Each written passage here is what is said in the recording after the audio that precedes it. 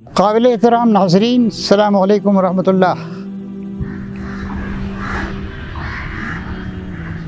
آج کی اس پیشکش کا عنوان ہے سیدنا محمد صلی اللہ علیہ وسلم حلیمہ کی گود سے دوبارہ آغوش آمنہ میں۔ نبی کریم صلی اللہ علیہ وسلم دودھ پلانے والی ماں دائی حلیمہ کے پاس تقریباً 2 سال رہے۔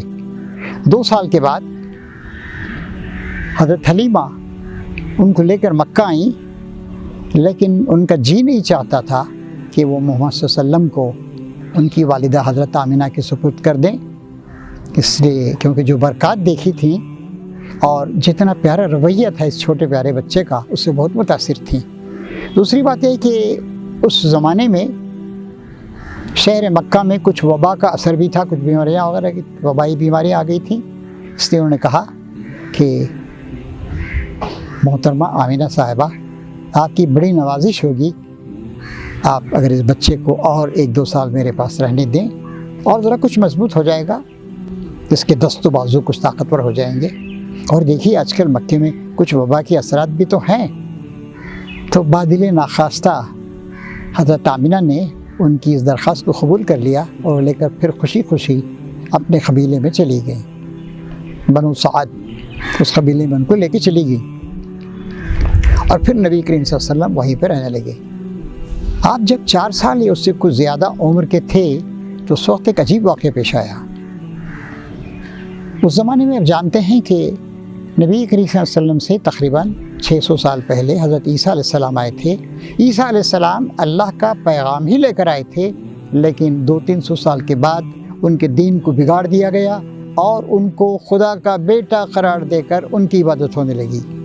لیکن بہت سے اچھے اثرات تھے ان کے اندر، نیکی تھی، پرہیزگاری تھی، خدا کا خوف تھا، لوگوں کے ساتھ مدد کرنے کا جذبہ تھا، بڑی خوبیاں تھیں عیسائیوں کے اندر۔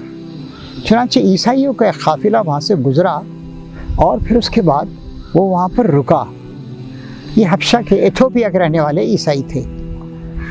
تو انہوں نے بچے کو بہت غور غور سے دیکھا، یہ کس کا بچہ ہے، یہ کہاں کا بچہ ہے؟ اور آپ جانتے ہیں کہ اس زمانہ بچوں کو اغوا کر لیا جاتا تھا، آج بھی ہوتے ہیں اس طرح کی کچھ واقعات، غلام بنا لیا جاتا تھا۔ چنانچہ انہوں نے کہا کہ یہ بچہ ہمیں دے دو، اس بچے کو ہم لے کے جائیں گے۔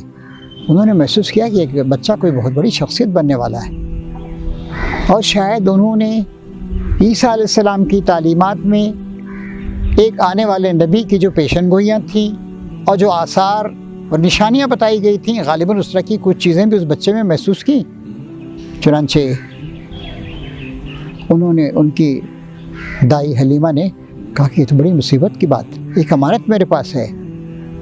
چنانچہ وہ بچے کو لے کر کہیں چھپ گئیں جھاڑیوں وغیرہ میں، اور پھر اس کے بعد اس قافلے کو ڈاج دے کر وہ بچے کو لے کر گرتی پڑتی بھاگتی دوڑتی ہوئی حضرت آمنہ کی خدمت میں حاضر ہوئی۔ کہا دیکھیے ایک عجیب واقعہ پیش آیا، میں شاید آپ کے بچے کی حفاظت کرنے میں کامیاب نہیں ہو سکوں گی، اس لیے میں آپ کی امانت کو آپ کے سپرد کرنے کے لیے آئی ہوں۔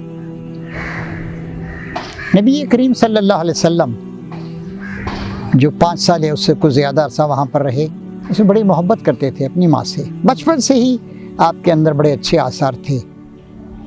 ہندی کا ایک محاورہ ہے، ہونہار بروا کے چکنے چکنے پات۔ جو پودا بڑا ہو کر ایک تناور درخت بننے کی توقع ہے، اس کے شروع سے اس کے پتے بہت اچھے ہوتے ہیں، خوبصورت ہوتے ہیں، چکنے چکنے ہوتے ہیں، مضبوط ہوتے ہیں۔ تو نبی کریم صلی اللہ علیہ وسلم کا اخلاق ایسا ہی تھا۔ شیمہ آپ کی دودھ شریک بہن تھی، حضرت حلیمہ کی بیٹی، اس کے ساتھ کھیلتے تھے، اور بھی ایک آدھ بچہ تھا اس کے ساتھ آپ کھیلتے تھے۔ چنانچہ آپ حضرت آمنہ کے پاس واپس آ گئے۔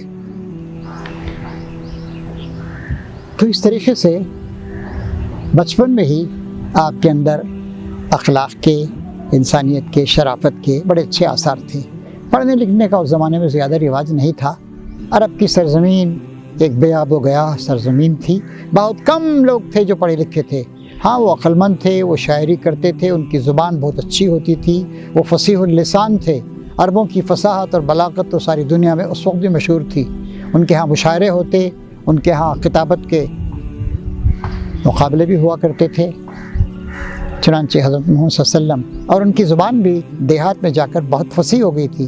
آپ جانتے ہیں کہ اچھے خاندانوں کی زبان اچھی ہوتی ہے، اور جہاں بازار وغیرہ ہوتے ہیں ذرا زبان کچھ بازاری ہو جاتی ہے، کچھ سوقیانہ پن اس کے اندر آ جاتا ہے۔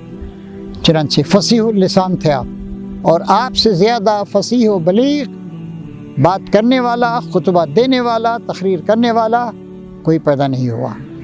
قرآن شریف مکمل طور سے اللہ تعالیٰ کا کلام ہے، ایک ایک جملہ، ایک ایک لفظ، ایک ایک فقرہ اللہ تعالیٰ کی طرف سے ہے، اور قرآن شریف میں کسی اور چیز کی آمیزش ملاوٹ نہیں کی گئی ہے۔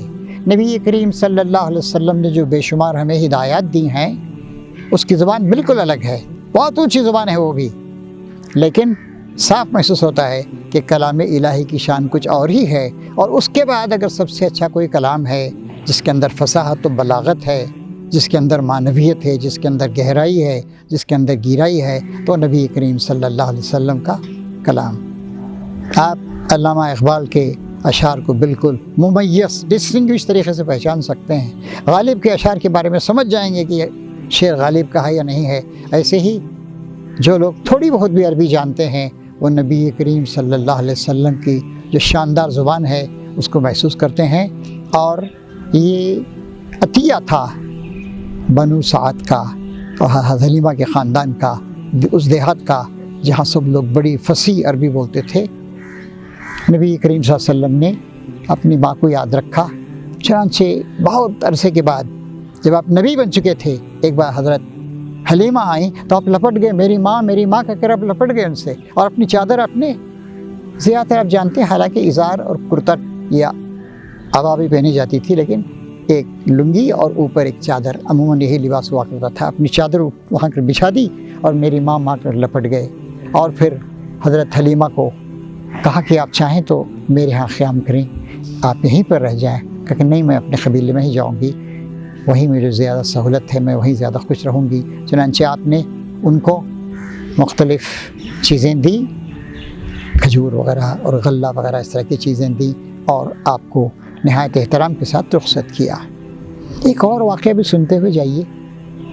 ایک بار شاید حلیمہ بھی دنیا سے جا چکی تھیں، آپ کی دودھ شریک بہن حضرت حلیمہ کی بیٹی شیمہ، بڑا پیارا نام۔ ایک بار ایسے ہوا کہ کچھ جنگ ہو رہی تھی، اس میں کچھ لوگ گرفتار ہوئے۔ اس میں ایک لڑکی نے کہا، ایک عورت نے کہا، ظاہر 50 سال کی عورت رہی ہوں گی وہ، میں تمہارے نبی کی بہن ہوں۔ کہ نبی کی بہن ہو؟ اچھا، اس کو حضور کی خدمت میں لائے۔ اس نے کہا کہ محمد، کیا تم مجھے جانتا نہیں ہے؟ تجھے یاد نہیں ہے ہم لوگ سب مل کے کھیلا کرتے تھے؟ یاد آ گئی آپ کو بچپن کی پرانی مسرت والی یادیں، اور آپ نے ان کو احترام کے ساتھ بٹھایا، اور پھر اس کے بعد انہوں نے کہا کہ محمد تو جانتا نہیں ہے مجھے؟ ایک بار دیکھ، اپنا کرتا اٹھایا اور کہا، دیکھ ایک بار تو نے مجھے یہاں پر کاٹ دیا تھا، تیرے دانتوں کے نشان اب تک یہاں پر ہیں۔ ان پرانے ایام کو، محبت بھرے ایام کو، بچپن کے ان ایام کو یاد کر کے نبی کریم صلی اللہ علیہ وسلم آپ دیدہ ہو گئے، احترام کے ساتھ بٹھایا۔ ان سے کہا کہ تم چاہو تو یہاں رہ سکتی ہو۔ نہیں، میں اپنے قبیلے میں ہی جاتی ہوں۔ تو اپنی بہن شیمہ کو آپ نے 2 اونٹوں پر غلہ وغیرہ مختلف قسم کی چیزیں لاد کر آپ نے ان کو رخصت کیا۔ تو یہ تھی نبی کریم صلی اللہ علیہ وسلم کی ابتدائی زندگی، اور اس وقت آپ کی دودھ شریک ماں نے آپ کے ساتھ جو احسان کیا تھا، یا شیمہ جو چھوٹی بچی تھی جن کے آپ کھیلتے تھے، ان کے ساتھ آپ نے حسن سلوک بھی کیا۔ اس سے ایک بات یہ معلوم ہوتی ہے، ہمیں سبق ملتا ہے کہ جس نے ہم پہ احسان کیا ہے، کبھی اس کے احسان سے ہم بری نہیں ہو سکتے، ہمیں کبھی احسان فراموشی نہیں کرنی چاہیے۔ اور اللہ تعالیٰ کہتا ہے، هل جزاء الاحسان الا الاحسان، بھلائی کا بدلہ، نیکی کا بدلہ بھلائی اور نیکی کے علاوہ کیا ہو سکتا ہے؟ وآخر دعوانا ان الحمد للہ رب العالمین۔